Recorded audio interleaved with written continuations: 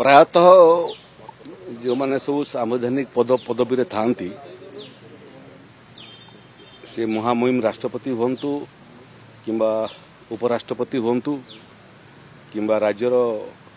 राज्यपाल हूँ समस्ते प्रोटोकॉल परिधि भितर प्रायतः रही था किंतु एभलिया बहुत महान व्यक्तित्व माने ये पद अलंकृत करिसेंती जो मैंने विभिन्न समय प्रोटोकॉल परिधि बाहर को आसिक निजक साधारण लोक संगे चिन्हित करिसेंती। पूर्वतन राष्ट्रपति डॉक्टर एपीजे अब्दुल कलाम तार तो उदाहरण थिले एवं राष्ट्रपति काल रे सांसद मान संगे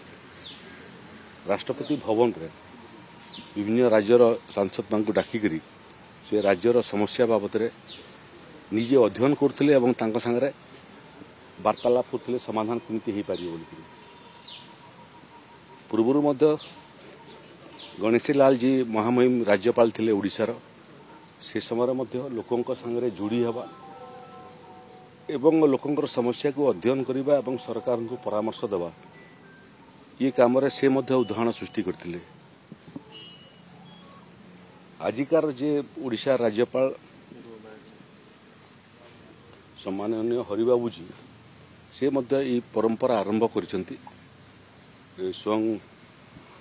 माननीय मुख्यमंत्री घर को जाइए कटसी कॉल रे मंत्री मानकर क्वार्टर को जाकर संगे वार्तालाप करिया राजभवन रे ओडिशा सरकार विभिन्न विभाग काम को समीक्षा करवा मूलतः केंद्रीय योजना सब ओडिशा रे केमिति कार्यकारी होउची तार बाबद रे विभिन्न विभाग अधिकारी मानकर संगे बसिबा एवं तांको पचारिबा एवं कामर समीक्षा करवा एवं केवल तांकर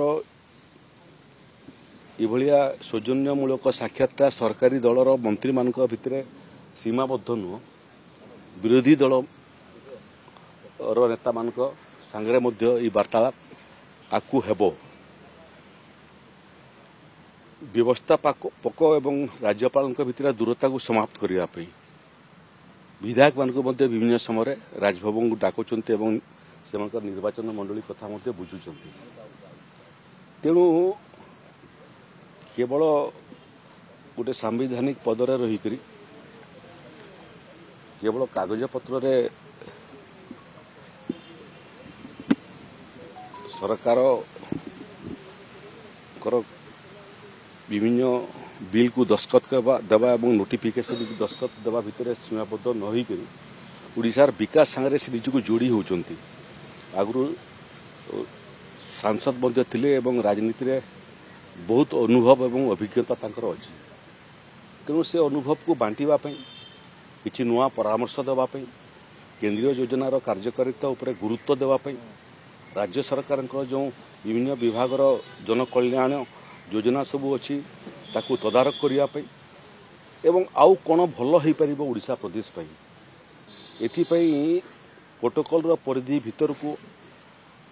निजको सीमाबद्ध न रखिक बाहर को बाहरी कर सबू करिवार द्वारा